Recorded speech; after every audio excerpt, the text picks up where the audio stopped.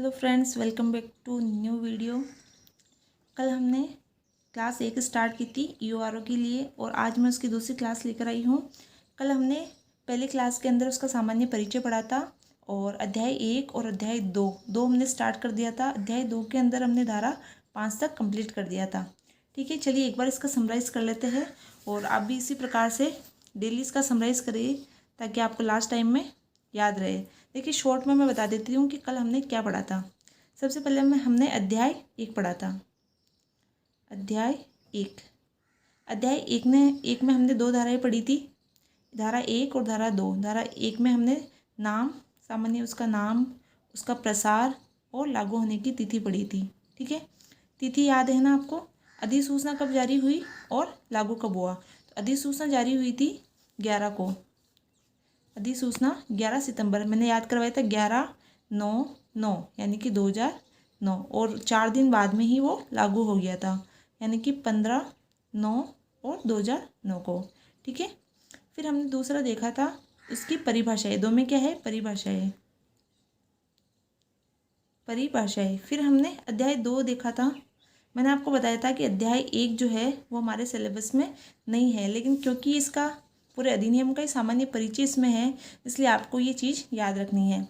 एक चीज़ मैंने कल और बताई थी कि इसमें टोटल कितने धाराएं हैं, तो मैंने आपको याद करवाया था 17/6/344। जैसे मोबाइल नंबर याद रखते वैसे याद रखना, 17/6/344 यानी कि 17 तो अध्याय है, 6 अनुसूचियाँ और 344 धाराएँ है। ठीक है, अध्याय 2 में हमने स्टार्ट किया था, इसमें 48 धाराएँ है टोटल, और कहाँ से कहाँ तक है? तो 3 से 50 तक। धारा 3 से 50 तक अध्याय 2 में आती है। इसके हमने कल धारा 3 से स्टार्ट किया था। तो धारा 3 में मैंने आपको बताया था कि 3 में 3 चीज़ें हैं। 3 में है हमारे परिसीमन, यानी कि नगर पालिकाओं का परिसीमन बताया था। 3 में 3 चीज़ें कौन सी बताई थी?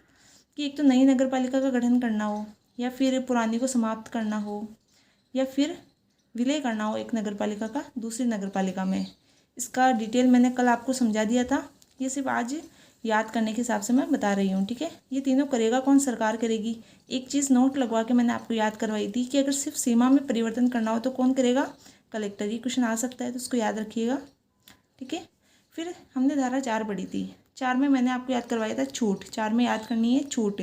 कुछ ऐसे उपबंध जो नगर पालिका के लिए अनुपयुक्त हो उनको उससे छूट दी जाती है। इसकी डिटेल भी कल मैंने करवा दी थी, आप वो वीडियो देख लेना। फिर धारा 5 में मैंने आपको बताया था कि नगर पालिका की स्थापना और दर्जा की स्थापना कैसे होगी, यानी कि उसके लिए क्या क्या आधार चाहिए, जनसंख्या, पर कैपिटा इनकम, घनत्व, गैर कृषि कार्यों में कितनी जनसंख्या है, वो मैंने आपको 4 आधार बताए थे।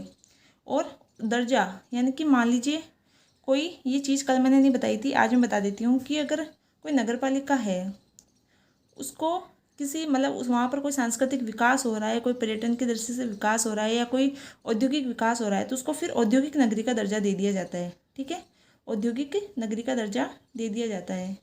तो ये दर्जा देगा कौन? सरकार देगी।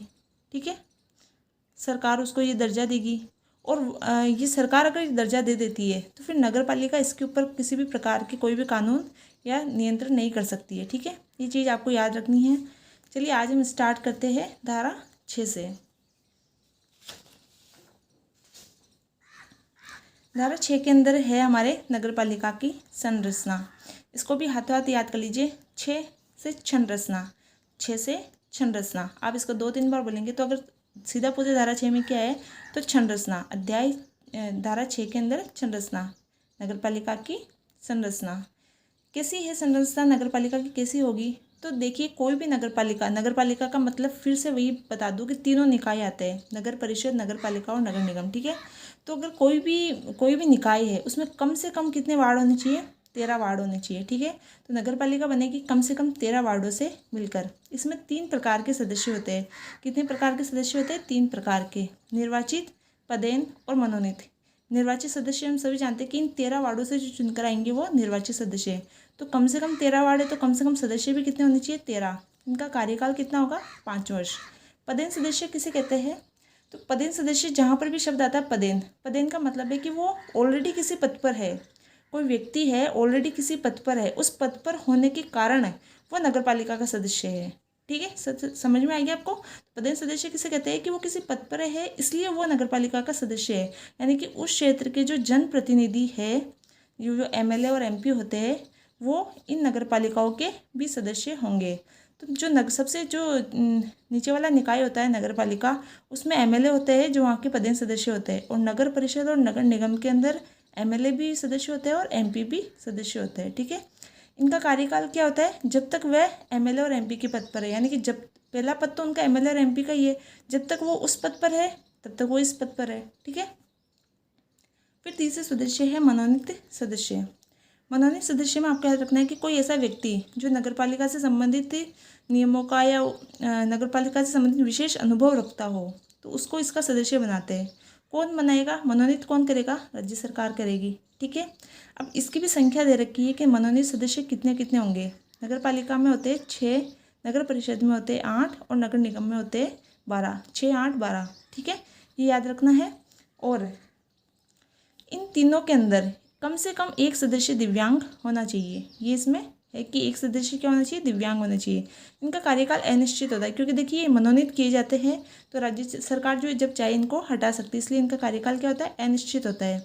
अब कुछ चीज़ जो आपको याद रखनी हुई ये है कि मनोनीत सदस्य जो होते हैं, मैं से मनोनीत और मैं से मत नहीं, यानी कि जो मनोनीत सदस्य होते हैं उनको बैठकों में भाग लेने का अधिकार है, बोलने का अधिकार है, लेकिन मत देने का अधिकार नहीं है। मैं से मनोनीत तो मैं से मत नहीं। ठीक है, एक चीज़ याद रखनी है कि जो पदेन सदस्य होते हैं इनकी योग्यताएं वही होती है जो इनकी जो पहले पद की योग्यताएं होगी ना, उसके अनुसार इनकी योग्यताएं होगी, यानी कि नगरपालिका सदस्य की योग्यताएं इन पर लागू नहीं होती है। ठीक है, अब एक चीज़ और ध्यान रखना है कि जो प्रत्येक जनगणना होती है, हर 10 वर्ष बाद जो जनगणना होती है उसके अनुसार वार्डों की संख्या निर्धारित की जाती है।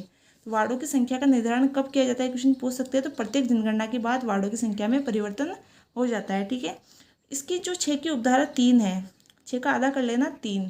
ठीक है, तो धारा 6 की उपधारा 3, वैसे तो सीधा आ सकता है कि आरक्षण का प्रावधान कौन सी धारा में, तो 6 में। अगर उपधारा पूछ ले तो 6 की उपधारा 3 के अंदर आरक्षण का प्रावधान है। क्वेश्चन इंपॉर्टेंट है, इसको याद रखना। आरक्षण कितना है, तो ओबीसी को 21% है, लेकिन कुल मिलाकर 50% से अधिक नहीं होना चाहिए। मान लीजिए कि SC ST है, उनको लगभग 30% आरक्षण है मिलाकर, तो फिर ओबीसी का आरक्षण 20% ही होगा, क्योंकि टोटल 50% से ज़्यादा आरक्षण नहीं होना चाहिए। ठीक है, और महिलाओं को अधिनियम के अंदर तो 50% आरक्षण है, लेकिन वर्तमान में 33% आरक्षण इनको मिला हुआ है। ठीक है, ये चीज़ याद रखनी है। तो आई थिंक आपको धारा 6 जो है वो अच्छे से समझ में आ गई होगी। शॉर्ट में इसको सिर्फ याद रखना है कि इसमें संरचना है, यानी कि नगरपालिका का संरचना किसमें है, धारा 6 में। चलिए 7 में देखते हैं। धारा 7 में नगरपालिकाओं का कार्यकाल। हम साथ साथ कार्यकाल पूरा करेंगे। साथ निर्वाचन हुआ है तो साथ ही कार्यकाल पूरा करेंगे, साथ तैरेंगे, साथ डूबेंगे। ठीक है, तो धारा 7 में क्या है, कार्यकाल है। इतनी बार साथ बोला, आपको याद हो गया होगा। तो कार्यकाल और पदावधि किसमें है, 7 में। ये कार्यकाल कब से होगा, तो प्रथम बैठक से 5 वर्ष तक नगरपालिका का कार्यकाल होता है, ये याद रखना है। ठीक है, इससे पहले भी इसको भंग किया जा सकता है। मान लीजिए नगरपालिका का कार्यकाल 5 वर्ष है, लेकिन उसको 3 वर्ष बाद ही भंग कर दिया, तो उसका कार्यकाल कितना होगा, फिर जो नई नगरपालिका चुनकर आएगी उसका कार्यकाल 2 वर्ष ही रहेगा। यानी कि कार्यकाल एक बार भंग होने के बाद उसका नई नगरपालिका का जो कार्यकाल होता है वो शेष कार्यकाल ही रहता है। ठीक है, फिर नेक्स्ट है धारा 8। धारा 8 के अंदर है नगरपालिका का शासन, और नगरपालिका का शासन नगरपालिका में निहित होता है। देखिए इसको ऐसे याद रखना है, 8 से ठाट है। 8 से क्या है, ठाट है। किसके ठाट होंगे, जो नगरपालिका के अध्यक्ष होते हैं उनके ठाट है। ऐसे याद रखना है आपको, नगरपालिकाओं के अध्यक्षों के तो ठाट है। कैसे है कि नगरपालिका का जो शासन होता है वो नगरपालिका में निहित होता है। नगरपालिका मतलब तीनों निकायों का शासन उन तीनों में निहित होता है। तीनों में मतलब किसी एक, मतलब उनके जो अध्यक्ष होते हैं उनके अंदर निहित होता है, ये आपको याद रखना है। तो ठाट है 8 में, ठाट है किसके, नगरपालिकाओं के अध्यक्ष के। क्यों, क्योंकि उनमें नगरपालिका का शासन निहित होता है। ठीक है, धारा 9 में है वार्डों का विभाजन। 9 में क्या है, वार्डों का विभाजन। और विभाजन किस आधार पर होता है, तो आपको पता है वार्डों का जो विभाजन होता है वो जनसंख्या के आधार पर होता है। और जो सभी वार्ड होते हैं उनकी जनसंख्या लगभग समान होती है। एक समान तो नहीं कह सकते, लेकिन लगभग समान होती है, ज़्यादा अंतर उनमें नहीं होता है। ठीक है। तो जनसंख्या के आधार पर होता है और सभी वार्डों की जनसंख्या लगभग समान होती है, ये याद रखना है। 9 के अंदर वार्डों का विभाजन 10। बस अब तो वार्डों का विभाजन भी हो गया, तो अब तो वार्डों का क्या करो, निर्धारण करो कि 9 में विभाजन और 10 में बस। अब क्योंकि वार्डों का विभाजन हो गया तो वार्डों का क्या करो, निर्धारण करो। निर्धारण कौन करेगी, तो राज्य सरकार करेगी। कैसे करेगी, तो राज्य सरकार जो है आदेश जारी करके वार्डों की सीमा और उनमें कौन से मतलब कितने स्थान किसके लिए आरक्षित होंगे इसका निर्धारण सरकार करती है, ठीक है। और दूसरी चीज़ है कि वार्डों का जो संख्यांकन है, ये क्वेश्चन इंपॉर्टेंट है, इसको इंपॉर्टेंट लगा लेना और इसको याद रखना कि वार्डों का जो संख्यांकन होता है यानी कि जो उनकी नंबरिंग होती है, वो नगरपालिका का जो क्षेत्र होता है उसका जो उत्तर पश्चिम कोण होता है, जिसको हम वायव्य कोण भी कहते हैं, उत्तर पश्चिम कोण से प्रारंभ होता है। ये क्वेश्चन आ सकता है कि वार्डों का संख्यांकन जो है वो कहाँ से प्रारंभ होता है, तो वो नगरपालिका क्षेत्र के उत्तर पश्चिम कोण से प्रारंभ होता है, ठीक है। ये चीज़ याद रखनी है आपको। यदि किसी व्यक्ति को वार्डों का अवधारण पर आक्षेप है, आक्षेप मतलब कि आपत्ति है उसको किसी प्रकार की, मतलब वार्डों का जो निर्धारण सरकार करती है उसको किसी प्रकार की आपत्ति है, तो वो निर्धारण करने के 7 दिन के भीतर राज्य सरकार को उसकी आपत्ति दर्ज करा सकता है, ठीक है। तो 10 में बस। अब क्या करना है, वार्डों का निर्धारण करना है। 11 धारा 11 देखते हैं। 11 में क्या है, एक एक, मतलब कि अब तो हम निर्धारण भी हो गया वार्डों का, तो अब हम एक एक का निर्वाचन करेंगे। एक एक का क्या करेंगे, निर्वाचन करेंगे। तो नगरपालिकाओं का निर्वाचन किस में है, 11 के अंदर है, ठीक है। तो नगरपालिका का निर्वाचन के लिए किसका गठन किया गया, राज्य निर्वाचन आयोग का। तो क्वेश्चन यहाँ से नहीं बनकर यहाँ से बन सकता है कि इसका राज्य निर्वाचन आयोग का जो उल्लेख है वो कौन से आर्टिकल्स में है। तो आपको पता है ये 243 के में पंचायती राज के अंदर और 243 से Z(A) के अंदर जो नगरपालिकाओं के अंदर राज्य निर्वाचन आयोग का उल्लेख है, ठीक है। अब देखते हैं कि निर्वाचन किस प्रकार होगा। तो सबसे पहले नगरपालिकाओं के चुनाव की अधिसूचना जारी करेगा।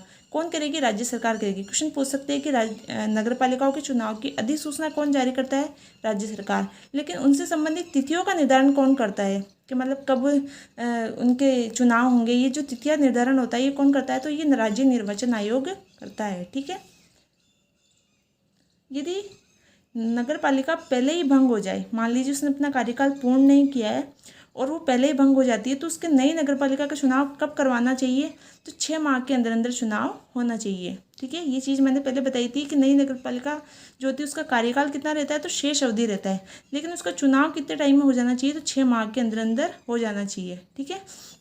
मान लीजिए कोई नगरपालिका 6 महीने पहले ही भंग हुई है, यानी कि अब वो नई नगरपालिका का गठन 6 महीने के अंदर होना है और उसके कार्यकाल को 6 महीने बाकी रह गए, तो फिर उसका चुनाव करवाना आवश्यक नहीं है, क्योंकि 6 महीने बाद तो वैसे भी नई नगरपालिका का चुनाव हो जाता है, ठीक है।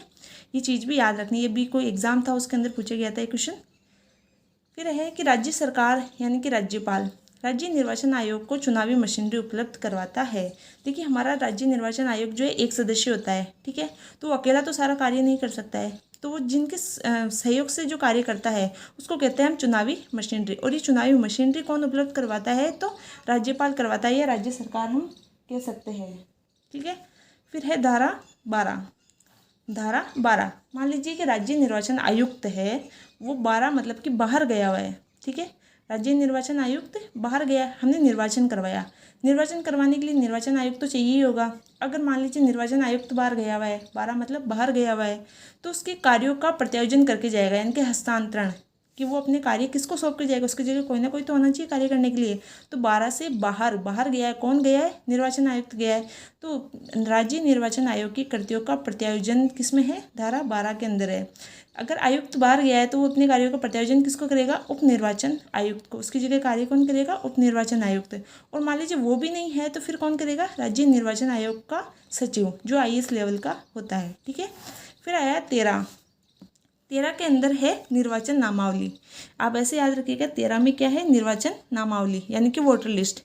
13 है भाई, 13 ही तो वार्ड है, 13 वार्ड में 13 नाम तो होना ही चाहिए। तो 13 नाम किस में होगा, वोटर लिस्ट के अंदर। और 13 नाम होने के लिए क्या क्या योग्यता चाहिए, वो किस में है, 13 के अंदर। अब मैंने इतनी बार 13 बोला है कि आपको याद हो ही गया होगा कि 13 के अंदर क्या है, हमारे वार्ड की जो वोटर लिस्ट होती है उसमें नाम ऐड करवाने के लिए क्या क्या योग्यताएं होनी चाहिए, अगर सिंपल लैंग्वेज में हम इसको समझे तो, ठीक है। अब उसमें क्या क्या योग्यताएं होनी चाहिए वो मैं अभी बता दूंगी। उससे पहले ये देख लेते हैं कि राज्य सरकार की सलाह पर जो राज्य करता कौन है, मतलब वोटर लिस्ट में जो हम नाम दर्ज करवाते हैं वो करते, ये कार्य करता कौन है, करने के लिए, ये कार्य करने के लिए राज्य सरकार की सलाह पर जो राज्य निर्वाचन आयोग है, राज्य निर्वाचन आयोग एक व्यक्ति को मनोनीत करता है। नाम निर्दिष्ट का मतलब होता है मनोनीत, अगर ये शब्द आ जाए तो इसका याद रखना, इसका मतलब होता है मनोनीत करता है। मनोनीत कौन करता है इस व्यक्ति को, राज्य निर्वाचन आयोग। करता किसकी सलाह पर है, तो राज्य सरकार की सलाह पर करता है, ठीक है। और उस व्यक्ति का नाम क्या है, मतलब उस पद का कह लीजिए निर्वाचक रजिस्ट्रीकरण अधिकारी। अगर आपसे सीधा क्वेश्चन पूछ ले कि प्रत्येक वार्ड के लिए निर्वाचक नामावली कौन तैयार करता है, तो ये लाइन याद रखिएगा, कौन करता है, निर्वाचक रजिस्ट्रीकरण अधिकारी करता है, ठीक है। और इसकी सहायता के लिए सहायक निर्वाचक रजिस्ट्रीकरण अधिकारी की भी स्थापना की जा सकती है, ठीक है। अब आपको 13 नाम किसमें, वोटर लिस्ट में, और उसके लिए क्या योग्यताएं होनी चाहिए। अब योग्यताएं आपको सिंपल पता है कि 18 वर्ष उसकी आयु होनी चाहिए, 18 वर्ष आयु हो, पूर्ण कर चुका हो। इसमें एक चीज़ पूछते हैं कि जो व्यक्ति अपना नाम ऐड करवा सकता है वोटर लिस्ट में, वो कब तक करवा सकता है, उसकी तारीख क्या है, तो आपको 1 जनवरी याद रखनी है। क्या याद रखनी है, 1 जनवरी, यानी कि उस वर्ष की, जिस वर्ष में, मान लीजिए आप 2023 में अपना नाम जुड़वाना चाहते हैं, तो आपको इस 2023 की 1 जनवरी तक 18 वर्ष का हो जाना चाहिए, तब आपका उस वोटर लिस्ट में नाम जुड़ सकता है, ठीक है। मान लीजिए आप 2 जनवरी को भी 18 वर्ष के होते हो, 2 जनवरी को भी आप 18 वर्ष के होते हो, तो भी आपको अगले साल का इंतजार करना पड़ेगा, यानी कि उस वर्ष की वोटर लिस्ट में आपका नाम ऐड नहीं होगा। 1 जनवरी तक आपको 18 वर्ष पूर्ण कर लेने चाहिए, ठीक है। ये चीज़ याद रखना, 1 जनवरी। फिर धारा 14 में हम देखते हैं, 14 में क्या है, निर्वाचक नामावली है। निर्वाचक नामावली हेतु निर्हरता है। देखिए, अगर अहर्ता का मतलब होता है योग्यताएं। 13 वार्ड है तो 13 वार्ड में तेरा नाम जुड़वाने के लिए क्या योग्यता होनी चाहिए। लेकिन अगर तेरा नाम नहीं जुड़ा है तो उसकी क्या अयोग्यताएं रह गई कि तेरा नाम नहीं जुड़ा। तो अयोग्यताएं या निर्हरताएं किस में है, 14 के अंदर है। 13, 14 और 15 ये तीनों आपको साथ में याद रखने हैं। 14 में क्या है, अयोग्यताएं, योग्यताएं 13 में, 14 में अयोग्यता, यानी कि वो अगर वो भारत का नागरिक ही नहीं है व्यक्ति, या फिर वो विकृत या पागल है, या फिर वो उसको न्यायालय ने दिवालिया घोषित कर दिया गया है, या फिर वो भ्रष्टाचार या किसी जघन्य अपराध किया हो, तो फिर उसका उस वोटर लिस्ट में नाम नहीं जुड़ सकता है, ठीक है। 15 के अंदर है मिथ्या घोषणा करना। मान लीजिए आप वोटर लिस्ट में नाम जुड़वा रहे हैं, आप अभी 18 वर्ष के पूर्ण नहीं हुए और आपने गलत सूचना देकर नाम जुड़वा लिया कि आपने बताया कि मैं तो 18 वर्ष का हो गया, लेकिन आप 18 वर्ष के पूर्ण नहीं हुए, तो ये गलत सूचना क्या हो गई, गलत हो गई। ऐसे अगर आपको गलत सूचना देते हैं, मिथ्या घोषणा करते हैं, तो उससे संबंधित सजा का प्रावधान 15 में है, ठीक है। और सजा कैसी होगी कि 1 वर्ष तक की सजा हो सकती है, 2 से 5 हज़ार तक का जुर्माना, या फिर दोनों भी हो सकता है। तो 13 में, तेरी वोटर लिस्ट में तेरा नाम होने की योग्यता, तेरा नाम क्यों नहीं जुड़ा, क्योंकि तुझमें कुछ अयोग्यताएं होगी, और अयोग्यताओं के संबंध में तूने क्या की, मिथ्या घोषणा की है। तो 13, 14 और 15 आपको साथ में याद रखना है। आज हम 15 तक ही देखेंगे, ठीक है। कल की आगे की जो धाराएं हैं वो हम नेक्स्ट वीडियो में देखेंगे। चलिए एक बार इसको समराइज़ कर लीजिए। धारा 6 में आपको बताया था, 6 में क्षण रचना, 6 में क्षण रचना, 7 में साथ साथ कार्यकाल पूरा करेंगे, 8 में 8 में ठाट है किसके, नगर पालिकाओं के अध्यक्षों के, क्योंकि उसमें उनका शासन निहित होता है। 9 में विभाजन, और 10 में बस। 9 में अगर विभाजन हो गया तो बस, अब तो क्या कर दो तुम, वार्डों का निर्धारण कर दो। 11 में हम क्या करेंगे, एक का चुनाव करेंगे, यानी कि नगर पालिकाओं का निर्वाचन। 12 में है कि अगर निर्वाचन करने वाला ही अगर बाहर गया हो तो उसके कार्यों का प्रत्यायोजन, यानी कि हस्तांतरण। 13 में 13 वार्ड है और 13 वार्ड में नाम जुड़वाने के लिए योग्यताएं। 14 में अगर योग्यताएं नहीं है तो अयोग्यताएं है, क्या अयोग्यताएं जिससे तेरा नाम नहीं जुड़ा, और 15 के अंदर तुमने कुछ मिथ्या घोषणा की होगी, ठीक है। चलिए हम मिलते हैं नेक्स्ट वीडियो में, तब तक आप इनका रिवाइज कीजिएगा। Thank you.